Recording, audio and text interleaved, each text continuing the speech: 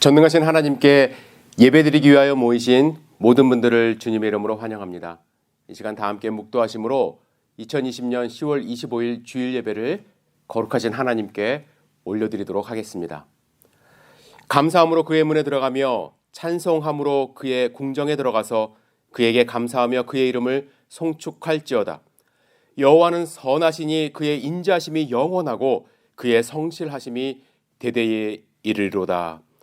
전능하신 하나님 아버지, 거룩한 주일을 허락하셔서 주님께 감사함으로 드리는 이 예배를 기쁘게 받아주시옵소서. 예배를 통하여 하나님이 부어주시는 한없는 은혜를 경험함으로써 하나님을 만나고 구원의 기쁨을 회복해 하여 주시옵소서.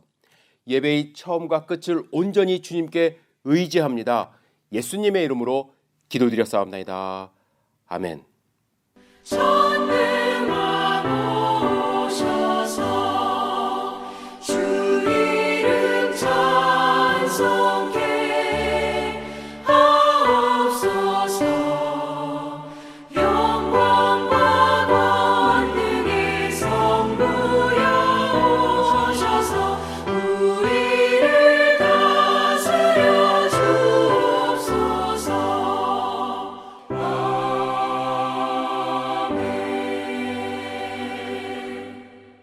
하늘에 계신 우리 아버지여, 이름이 거룩히 여김을 받으시오며 나라가 임하옵시며 뜻이 하늘에서 이루어진 것 같이 땅에서도 이루어지리이다. 오늘날 우리에게 일용할 양식을 주옵시고 우리가 우리에게 죄 지은 자를 사하여 준 것 같이 우리의 죄를 사하여 주옵시고 우리를 시험에 들게 하지 마옵시며 다만 악에서 구하옵소서. 대개 나라와 권세와 영광이 아버지께 영원히 있사옵나이다. 아멘. 다시 한번 오늘 주일 예배 참석하신 모든 분들을 주님의 이름으로 환영합니다. 몇 가지 교회 소식 안내해 드리도록 하겠습니다. 지속되는 코로나 바이러스 사태로 인하여 교회에서 하는 친교와 또 성경 공부가 중단이 된 상태입니다. 하지만 주일 예배와 토요 새벽 예배는 현장 예배도 동시에 진행이 되고 있습니다. 여러분들 혹시 주일 예배 참석하고 싶으신 분 언제나 환영합니다. 그러나 참석하실 때는 마스크 꼭 착용하시고 기쁨으로 동참해 주시기를 부탁을 드립니다. 교회에서 성경 공부가 진행이 되지 못하기 때문에 제 나름대로 최선을 다해서 동영상을 만들어서 여러분들이 가정에서 스스로 공부할 수 있도록 제공해 드리고 있습니다. 그래서 지난주부터 예수님의 난해한 말씀 해석이라는 동영상 강의와 또 최선의 삶 동영상 강의가 업로드되고 있습니다. 여러분들 시간 내셔서 함께 공부하시고 말씀을 마음 가운데 새기시고 지금 힘들고 어려운 이 시기에 말씀으로 이길 수 있는 그러한 시간이 되기를 주님의 이름으로 부탁을 드립니다. 또한 매일 성경 묵상, 여러분들 아침에 일어나셔서 한 10분, 15분 동안 그 말씀을 읽으면서 마음 가운데 하나님의 말씀을 새기고 하루를 시작하시기를 부탁을 드립니다. EM 사역자 청빙을 위해서 계속 기도하고 있습니다.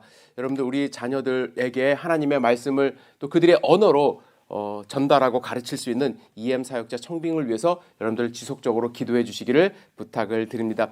또 한 가지 드릴 말씀은 다음 주 주일 예배 이후에 저희들 운영위원회가 임시로 열리겠습니다. 여러분들 운영위원님들 꼭 참석해 주시기를 부탁을 드리고요. 운영위원회 안건은 이제 올해가 2달밖에 남질 않았습니다.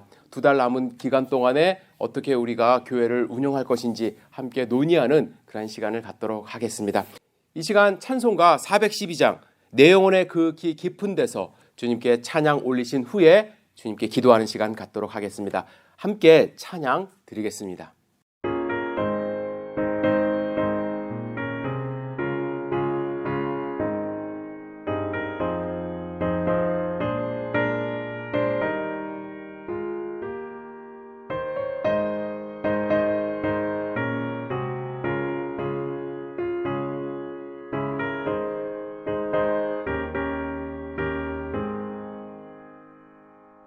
내 영혼의 그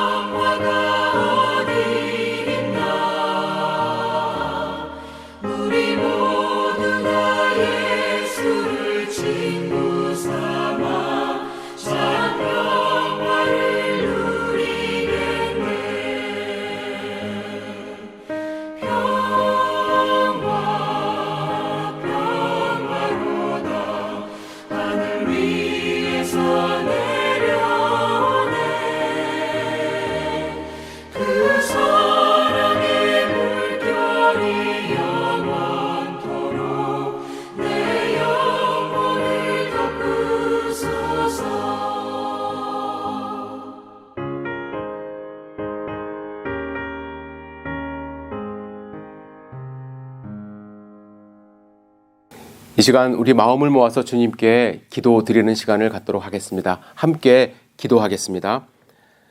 사랑과 은혜가 충만하신 아버지 하나님, 거룩하신 주님의 날을 허락하여 주셔서 하나님의 백성들이 영과 진리로 드리는 이 예배를 기쁘게 받아주시옵소서. 이 예배의 시간이 온전히 주님만을 생각하는 귀한 시간 되게 하여 주시옵시고, 예배를 통하여 하나님이 부어주시는 큰 은혜를 경험하여 구원의 기쁨을 회복할 수 있도록 인도하여 주시옵소서. 주님, 지난 일주일의 삶을 돌아볼 때에 주님의 자녀로서 세상 가운데 승리하지 못한 우리의 모습을 먼저 고백하기를 원합니다. 주님의 말씀에 순종하지 못했고 또 빛과 소금의 역할을 감당하지 못한 우리 삶의 부분을 주님께 올려드리오니, 주님, 이 시간 한없는 은혜를 베풀어 주셔서 우리의 죄를 용서하여 주시고 하나님의 거룩한 백성으로 다시 한번 힘을 얻어 세상 가운데 승리할 수 있도록 주여 인도하여 주시옵소서. 주님, 이 시간 무거운 마음으로 주님께 간구드립니다. 세상은 코로나 바이러스로 인하여 혼란 가운데 빠져 있습니다. 연일 수만 명의 확진자가 아직 나오고 있고 또 가족을 잃은 수많은 유가족들이 슬픔 가운데 빠져 있습니다. 경제적인 위기 속에서 내일의 삶을 확신하지 못하며 하루하루 살아가는 우리 하나님의 백성들 너무 많습니다. 마치 길을 잃은 어린 양과 같은 저희를 불쌍히 여겨 주시옵소서. 주님의 막대기와 지팡이로 인도하여 주시옵소서. 주님은 우리의 피난처시고 힘이시니 환난 중에 만날 큰 도움이라고 말씀하셨습니다. 지금 환난 가운데 있습니다. 이 환난 중에 만날 큰 도움이신 주님, 우리를 불쌍히 여기시고 도와주시고 주님을 만나게 인도하여 주시옵소서. 주님, 공동체가 지금 함께 모여 예배드리지 못하고 있고 교제하지 못하고 있습니다. 주님, 어서 속히 우리가 마음 놓고 주님을 찬양하며 기쁨으로 교제할 수 있는 시간을 앞당겨 주시옵소서. 경제가 다시 활성화될 수 있고 또 자유롭게 서로를 만나 기쁨으로 주님을 찬양하는 하나님의 나라 삼아 주시옵소서. 주님, 인도하여 주실 줄 믿습니다. 주님, 주님께서 열린교회를 세워주셨습니다. 우리 귀한 성도님들 성령 충만함으로 인도하여 주셔서 늘 주님을 묵상하고 주님을 찬양하고 주님 말씀 가운데 거하며 주님의 향기를 드러내는 삶 살 수 있도록 힘과 능력 허락하여 주시옵소서. 주님, 우리 성도님들의 간절한 기도 소리를 듣고 계심을 믿습니다. 특별히 아픔으로 기도하시는 우리 성도님들, 그 아픈 부위를 주여 치료하여 주셔서 하나님의 손길을 경험케 하여 주시옵소서. 하루하루 힘들고 외로움으로 주님께 간절히 기도하시는 성도님, 주님 함께 동행하여 주셔서 그 마음 가운데 성령 충만함을 경험케 하여 주시옵소서. 미래를 위하여 눈앞에 놓인 어려운 문제들을 해결하기 위하여 주님께 기도하시는 성도님들의 간구 소리를 들어주시고 주여 회복하여 주시고 주님의 능력의 손길을 경험케 하여 주시옵소서. 주님, 이 시간 교회를 위하여 애쓰고 수고하시는 성도님들을 축복하며 기도합니다. 여러 모습으로 교회를 위하여 기도하시고 헌신하시는 성도님들 계십니다. 찬양으로, 예배 준비로, 재정으로, 새신자 환영을 위하여 헌신하고 애쓰십니다. 특별히 포도원 지기로 포도송이들을 위하여 기도하시는 우리 귀한 성도님들 주님께 올려드리오니 주여 축복하여 주시고 그 마음과 손길을 통하여 하나님의 나라가 확장될 수 있도록 인도하여 주시옵소서. 주님, 오늘 예배를 온전히 주님께 의지합니다. 이 예배를 기쁘게 받아주시옵소서. 예수님의 이름으로 기도드렸사옵나이다. 아멘.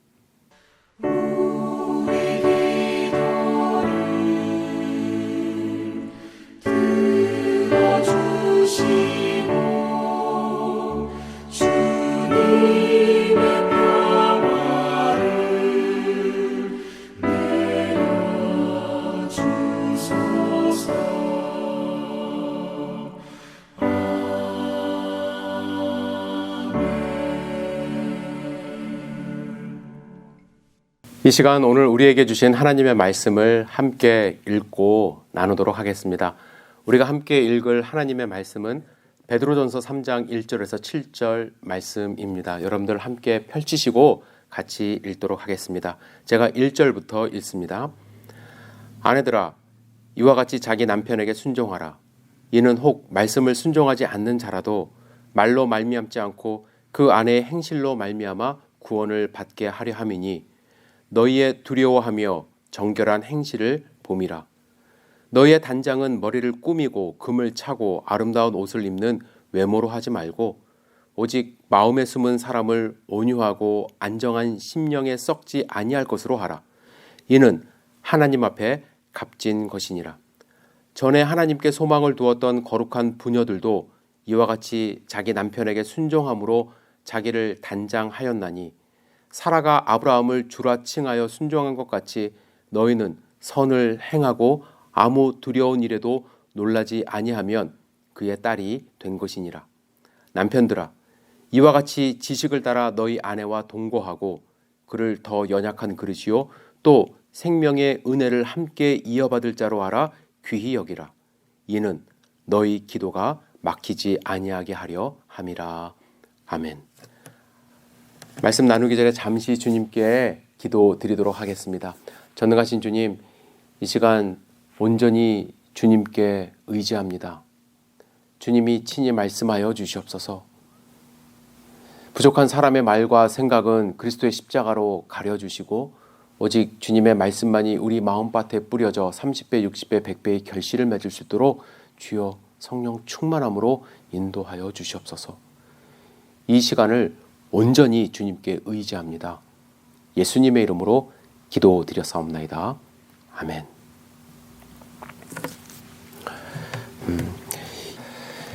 이번 주 우리가 함께 나눌 본문의 말씀은 지난 주일 말씀에 이어서 산 소망을 가진 사람들이 보여야 할 순종의 세 번째 모습을 말씀합니다. 지난 주일에는 첫 번째로 국민으로서 왕과 총독에게 순종하라 말씀드렸고 또 직장에서 사원들은 주인에게 좀 까다롭더라도 순종하는 모습이 있어야 된다고 말씀하셨습니다. 오늘은 가정 안에서의 말씀을 하시는데 먼저 아내들에게 말씀하시기를 남편에게 순종하라고 말씀을 하십니다. 저는 오늘 말씀을 준비하면서 먼저 하나님이 원하시는 가정의 모습은 원래 어떤 모습이었는지를 함께 생각해 보기를 원합니다.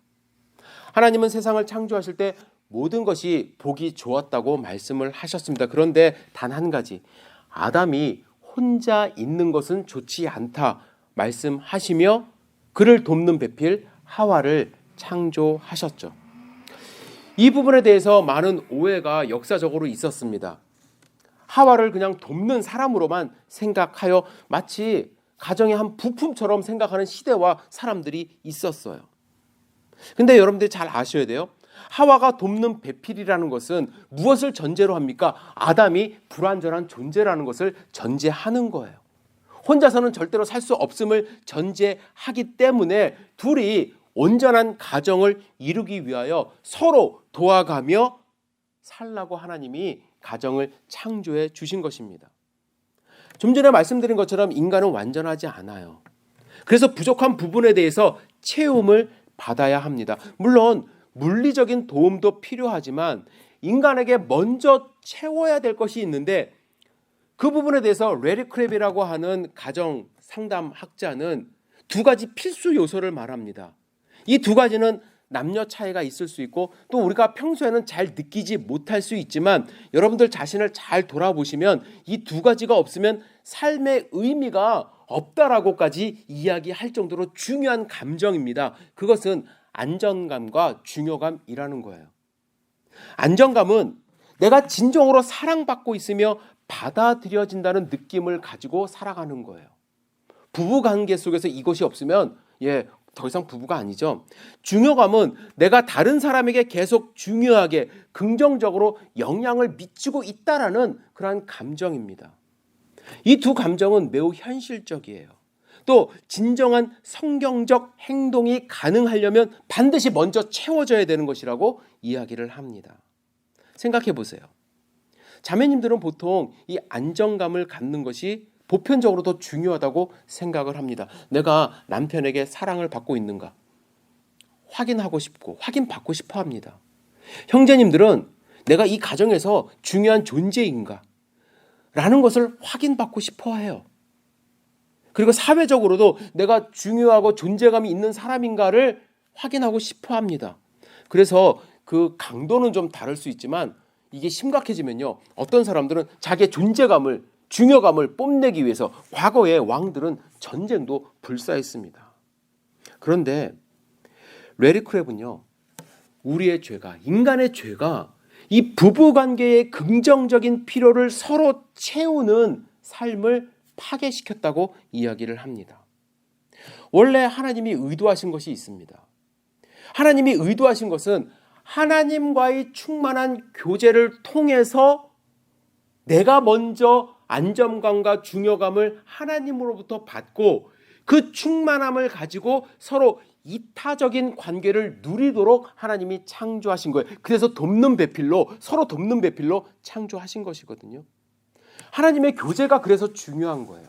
하나님의 말씀이 중요한 것입니다. 하나님의 말씀이 내 안에서 살아 움직이고 성령 충만함이 내 안에 있을 때에 다른 사람을 생각하는 마음이 그제서야 나올 수 있는 것입니다. 하나님의 사랑을 경험해야, 그 사랑이 충만해야 그 사랑으로 누군가를 사랑할 수 있는 것이죠. 물론 우리 감정으로 처음에 사랑의 느낌으로 사랑할 수 있어요. 그러나 우리는 불완전해요. 그래서 내 자신이 고갈될 수가 있습니다. 고갈되면 다른 사람을 사랑하기 어려워요. 그래서 하나님이 부어주시는 사랑이 필요합니다. 하나님이 나를 중요하다고 어루만져 주심을 충만하게 경험할 때 나도 다른 사람을 중요하다고 인정하고 그를 어루만져 줄 수 있는 것입니다. 이타적이 될 수 있는 거예요. 그래서 충만한 사람들은요, 아내가 나를 통해서 안정감을 누리고 있는가를 생각하고요, 나는 아내에게 중요한 역할을 하고 있는가를 생각합니다. 또한 아내도 남편이 나를 통해서 중요감을 누리고 있는가를 서로 생각하며 채워주는 것이 하나님이 원래 원하시던 부부의 모습이고 가정의 모습이었다는 거예요. 그런데 죄가 들어왔어요.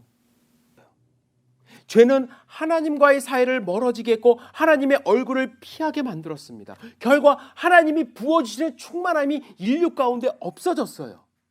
하나님이 주시는 사랑, 하나님이 주시는 중요감을 얻지 못하니까 그 감정을 사람에게 갈망하기 시작합니다. 아내는 남편에게 수시로 사랑을 확인해야 안정감을 누려요. 남편은 자신의 중요감을 가정에서 확인받고 싶어 합니다. 여러분, 요즘에도 뭐 그런 가정이 있긴 하지만 과거 우리나라의 아버님들만 생각해 봤을 때 아버님들은 어땠나요? 좀 거의 독재자 수준으로 가정을 이끌지 않았나요? 중요감을 가정에서 확인받고 싶어 하셨어요. 그래야 직장에서 좀 깨져도 비인격적으로 모독을 당해도 참고 살아갈 수 있었던 것 같아요. 그런데 이런 환경에서는요, 겉으로는 사랑을 확인해 줄 수 있고 겉으로는 중요감을 확인받을 수 있어서 별 문제 없는 것처럼 보이지만 진정으로 우리가 서로를 위하는, 서로를 사랑하는, 내가 먼저 주는 하나님이 원하는 가정의 모습은 파괴되었다는 것입니다. 하나님은 에덴 동산에서 서로 채워주는 부부로 창조하셨는데 이제 인류는요, 그것을 바라는 부부, 갈망하는 부부가 되었다는 것입니다. 아내와 남편이 서로를 채워주는 것이 당연하게 생각했고 또 그것을 바라는 것이 당연한 권리처럼 되었습니다. 내가 결혼하는데 이 정도는 해줘야 되는 거 아니야? 내가 이 일을 이 정도 하니까 당신은 저 일을 저 정도 해야 해. 어찌 보면 되게 합리적이라고 생각할 수 있지만 서로 바라다 보면 부족하기 때문에 다 채워줄 수가 없어요. 그래서 깨지게 되는 것입니다. 처음에는 잘 채워줍니다. 잘 기쁘게 채워주죠. 그러다가 어느 순간 나도 지쳐요. 내가 더 이상 해줄 수 없다는 것을 알아요. 그러면 그 순간부터 금이 가기 시작하고 서로 벽이 생기기 시작합니다. 그래서 깨어진 부부관계가 너무나도 많습니다. 그래서 중요한 것이 하나님과의 관계 회복이라고 제가 말씀을 드리는 거예요. 하나님과의 관계 회복은 개인적인 구원에만 머물지 않습니다.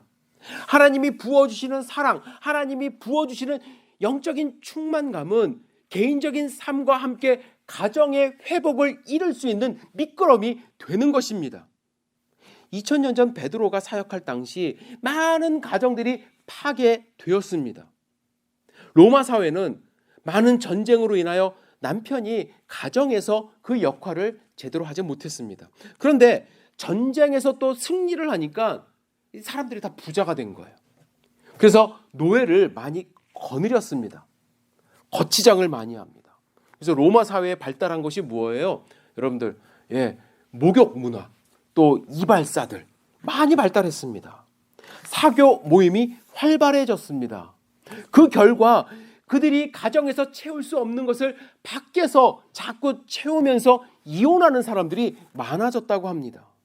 서로 원하는 것을 가정에서 채워주지 못하니까 다른 곳에서 자신이 바라는 것을 채우고 가정은 파괴되어 간 것입니다. 여러분, 침례 요한이 왜 참수형 당했는지 여러분들 기억하시나요? 당시 유대 왕이었던 헤롯 안티파스가 이혼을 해버렸어요.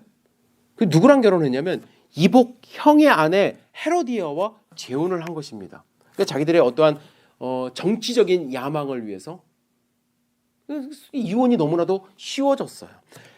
침례 요한이 그것을 비판한 거예요. 이 비판하니까 인기가 있었던 침례 요한의 비판을 참지 못하고 참수형 시킨 것입니다. 헬라 문화 더 심각했습니다. 고린도에도 교회 안에도 문제가 있었으니까요. 가정 문제, 성 문제, 성경에서 많이 지적을 하십니다. 이런 환경 속에서 생활하던 사람들이 예수님을 믿기 시작한 거예요. 또 교회 안에는 자매님들의 비율이 훨씬 많았던 것입니다. 그런데 이 자매님들, 우리 자매님들이 2중, 3중으로 고생하고 있지 않습니까? 사회적으로는 예수님을 믿는다는 비판을 감수해야 됐고 가정에서조차도 형제들이 예수를 믿지 않기 때문에 곱지 않은 시선을 받아야만 했습니다. 이런 사회적인 문화와 또 이러한 가정의 환경 속에서 사도 베드로는 자매님들에게 아내들아 이와 같이 자기 남편에게 순종하라고 권면하는 것입니다. 사실 이러한 문화와 이러한 분위기에서 순종이라는 단어가 별로 어울리게 느껴지지 않습니다. 또한 이 단어는 현대 우리 사회에서조차 별로 어울리지 않습니다. 마치 인권을 무시하는 말과 행동처럼 들립니다. 제가 여러분들에게 순종하십시오, 절대적으로 남편에게 순종하시고 사회에 순종하십시오 라고 말을 하면 여러분들 기분이 그렇게 썩 좋지 않게 들으실 분들도 계십니다. 아니 우리가 지금 뭐 조선시대 살고 있나요? 무슨 순종입니까? 다 같이 동등한 처지에. 그러면 하나님은 왜 베드로를 통해서 이 말씀을 우리에게 주셨을까? 시대적으로 이 말씀은 하나님의 말씀은 변함이 없는데 왜 이 말씀을 우리에게 주셨을까? 우리는 어떤 말씀을 이 말씀 속에서 받아서 실천해야만 하는가? 먼저 저는 베드로가 자매님들에게 순종하라고 말한 이유를 좀 생각해 보기를 원합니다. 베드로가 아내들에게 순종하라고 말한 두 가지 이유를 발견할 수 있는데 그냥 낮은 신분이기 때문에 아내는 당연히 남편 밑에 있기 때문에 순종하라 그런 의미가 아니에요. 서열의 문제가 아닙니다. 베드로는 두 가지 근본적인 이유를 이야기하는데 첫 번째는 이와 같이 순종하래요. 베드로는 순종을 말하며 이와 같이라는 말을 했습니다. 아무런 근거 없이 순종하라고 말하는 것이 아니라 이와 같이 순종하래요. 그러면 이와 같이는 어떤 것 같이냐? 2장 마지막 부분에 언급한 내용인데요. 2장 하반부에 베드로는 예수님에 대한 이야기를 하고 있었어요. 지난주에도 함께 읽은 본문입니다. 21절 하반부에 그리스도도 너희를 위하여 고난을 받으사 너희에게 본을 끼쳐 그 자취를 따라오게 하려 하셨느니라. 베드로는 사환들에게 이야기하면서 순종하라고 이야기하면서 예수님을 언급했어요. 예수님이 본을 보여주셨다. 제가 지난주에 습자지 말씀을 드리면서 그렇게 따라가야 된다 말씀을 하지 않았습니까? 이어서 아내들에게도 권면하는데 예수님이 본을 보인 것처럼 예수님이 그렇게 본을 보이셨기 때문에 우리도 순종할 수 있어야 된다고 이야기를 하는 거예요. 여러분, 예수님은 어떻게 순종하셨나요?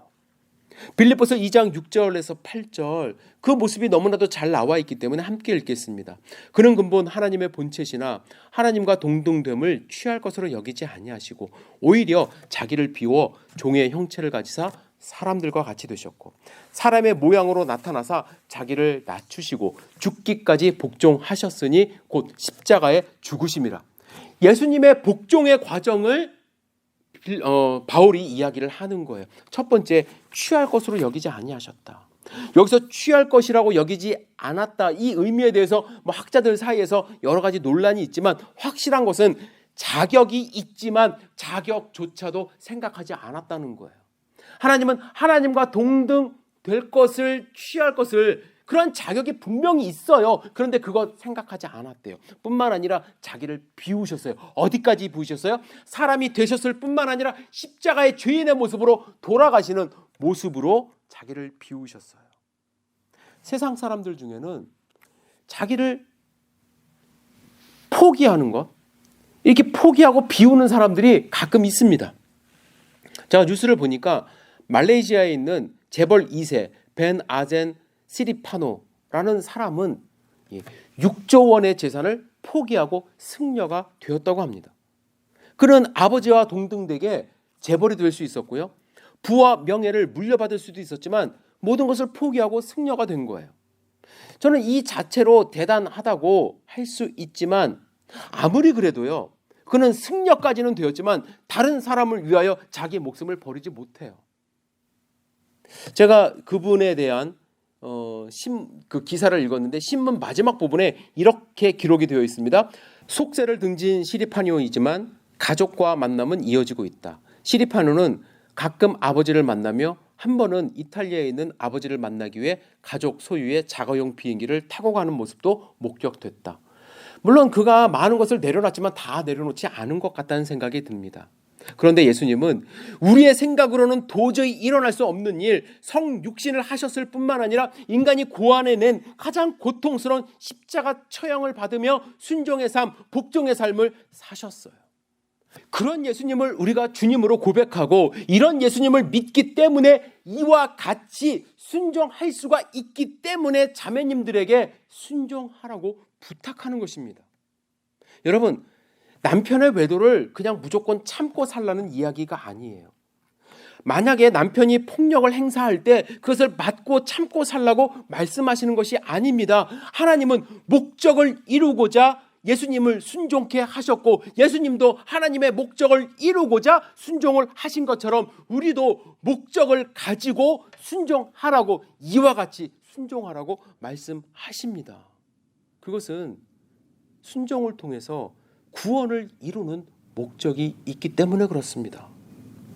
그래서 베드로는 두 번째 이유를 말하는데 구원을 받게 하려 함이니 아내들이 순종해야 되는 궁극적인 이유는 믿지 않는 남편들이 그 아내의 행실로 말미암아 구원을 받을 수 있게 하기 위함이라고 말합니다. 여러분, 오늘 본문에 자매님들의 그 남편이 어떤 사람들인지 나와요. 말씀에 순종하지 않는 자라 할지라도 남편들은 하나님의 말씀에 순종하지 않는 사람들이에요. 하나님의 말씀을 거부하는 사람일 수도 있고요. 예수님의 존재 자체를 부인하는 사람일 수도 있습니다. 이런 분들에게 가장 효과적인 전도 방법은 말로 하지 않고 그 아내의 행실로 말미암아 하는 거라고 말합니다. 여러분, 아무리 말로 예수님 계십니다.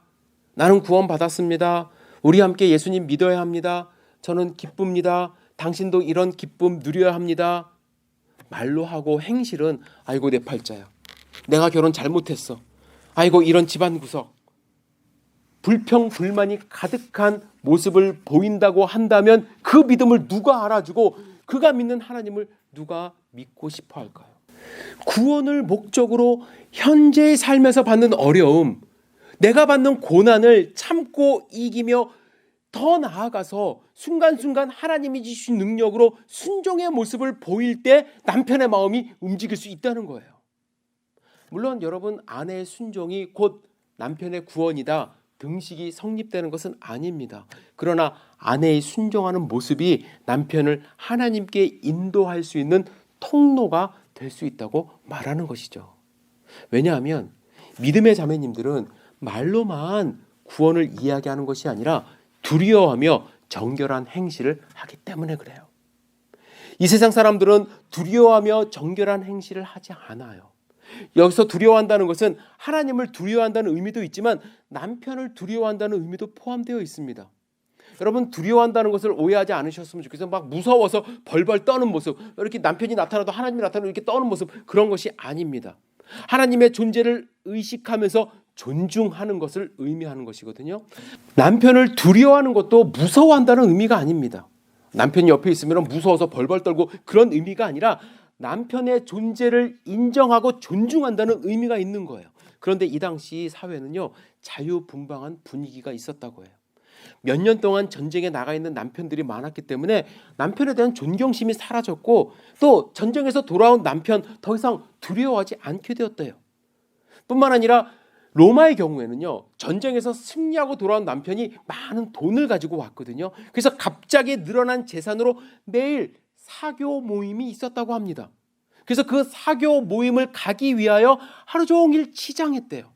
3절에 보면 베드로가 너희의 단장은 머리를 꾸미고 금을 차고 아름다운 옷을 입는 외모로 하지 말라. 이런 데는 이유가 있었습니다. 여기서 머리를 꾸민다는 것, 단순하게 드라이하고 그게 아니라요, 하루 종일 하는 거예요. 귀부인들은 헤어드레서를 고용하기도 했고 2-3명의 노예들이 하루 종일 옆에 서서 머리를 장식하는데 시간과 돈을 들였다고 합니다. 그리고 나서 아침에 일어나서 이렇게 장식을 하면 오후에 잠깐 낮잠을 잔 다음에 해가 떨어지면 사교 모임에 가는 것이 그들의 일상이었대요. 여러분, 베드로가 화장하고 꾸미는 것에 대해서 반대하는 것이 아니에요. 그러나 이러한 행동은 부인들의 행동은 사회적으로 문제가 되었기 때문에 베드로는 하나님을 믿는 사람은 세상과 구별되어 남편을 두려워하고 또 정결한 모습을 가질 때에 남편들이 하나님의 살아계심을 인정한다는 거죠. 우리 아내는 세상 부인들과 달라. 그래서 그들이 가진 산소망을 알아서 구원에 이를 수 있는 길이 열린다고 말하는 것입니다. 이제 베드로는 남편들을 향해서 말해요. 남편들에게는 한 절 조금 짧게 말하지만 그 내용은 사실은 비슷합니다. 먼저 형제들이 할 일은 지식을 따라 아내와 동거하래요. 2000년 전 여성분들은 사회적으로 인정받지 못했어요. 정치에 참여하지 못했고 인구 숫자에 들지 못했습니다. 아내는 불평등한 법적 지위와 사회 구조 속에서 살아가는 경우가 너무나도 많았습니다. 이럴 때 남편들에게 요구된 것은 하나님이 주신 지식이에요. 하나님이 어떻게 하셨습니까? 여성도 창조하셨잖아요. 여성들도 하나님의 피조물이잖아요. 하나님이 우리의 가정을 창조하셨어요. 가정을 통해서 하나님의 뜻이 일어나고 하나님 나라가 세워지기를 바랬다는 그 지식을 알고 아내를 대해야 된다는 것입니다. 그리고 귀히 여기래요. 베드로가 귀히 여기라고 한 이유는 2가지입니다. 아내들이 연약하고 생명의 은혜를 함께 이어받을 자이기 때문에.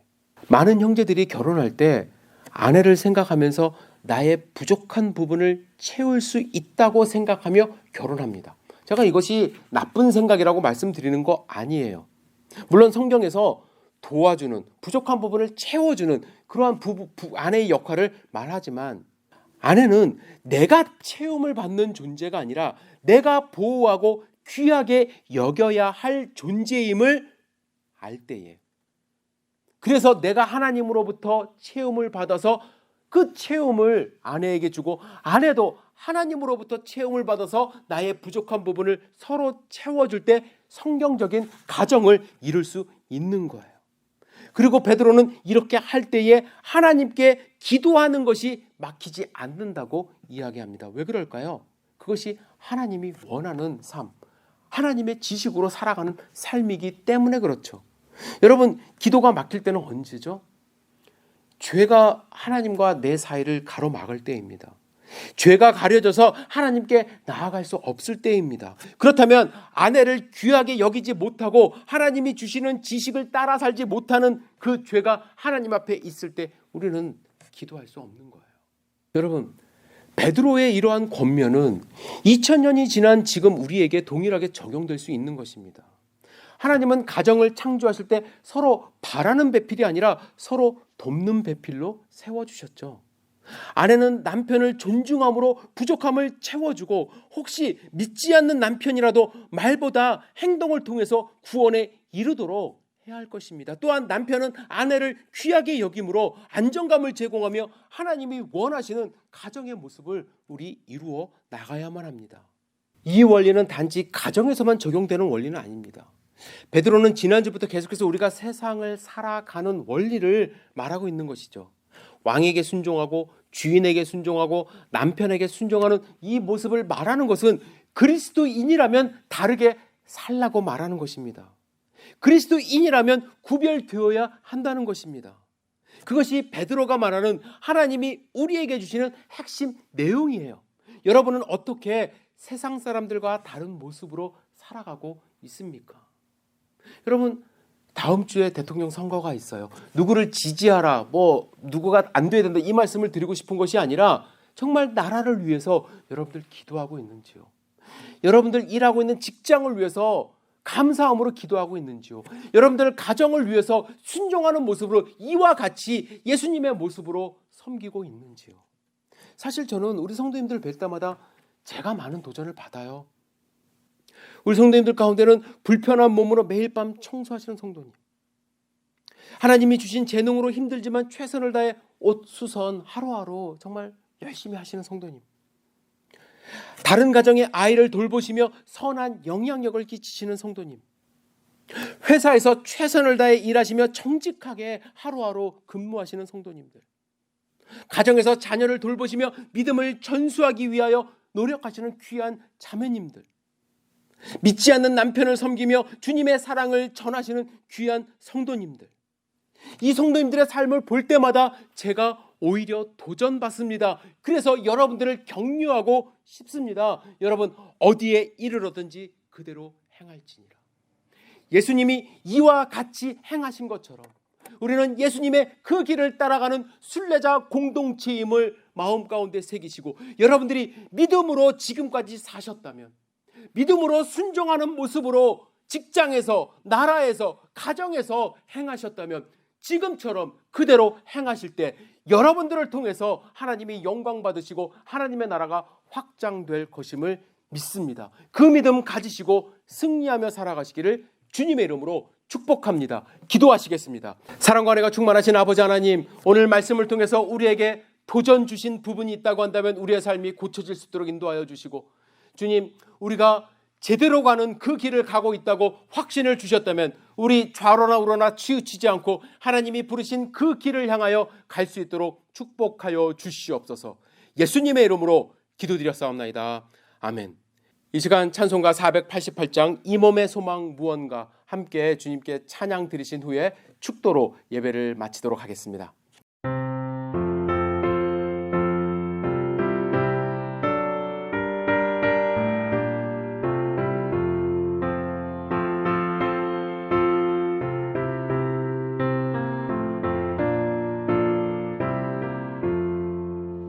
이 몸의 소망 무언가 우리 주 예수뿐일세.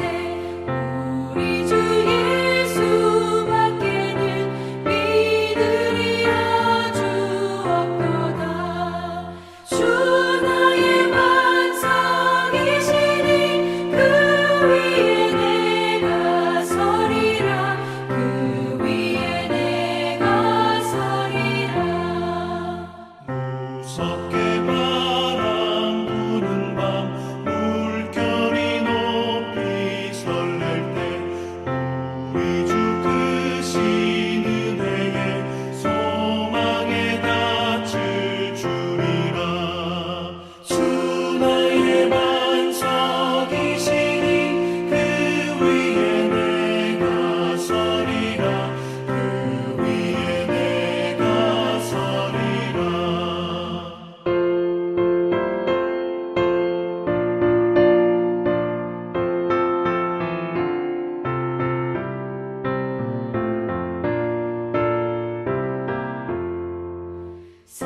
세상에 믿던 모든 것 끊어질 그날 되어도 구주의 언약 믿사와 내 소망 더욱 크리라. 주 나의 반석이시니 그 위에 내가 서리라. 그 위에 내가 서리라. 바라던 천국 올라가 하나님 앞에 배울 때 구주의 의를 입어 어여시 바로 서리라. 주 나의 반석이시니 그 위에 내가 서리라. 그 위에 내가 서리라.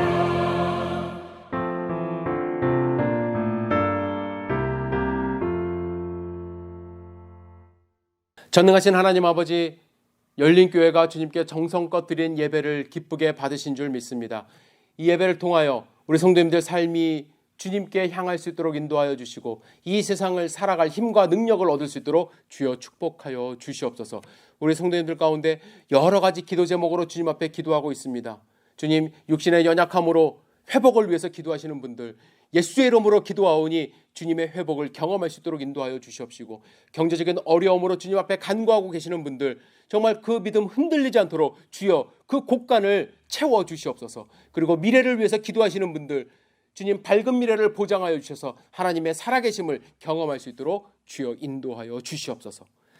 지금은 우리 구주 예수 그리스도의 무한하신 은혜와 하나님 아버지의 놀라우신 사랑과 성령 하나님의 보호, 교통, 감동, 충만하심이 거룩한 주일 주님께 찬양하고 경배하고 또한 주님이 주시는 말씀으로 도전받고 또 격려받는 하나님의 권속들 머리머리 위에 지금부터 영원까지 함께 하시기를 주님의 이름으로 간절히 축원하옵나이다. 아멘.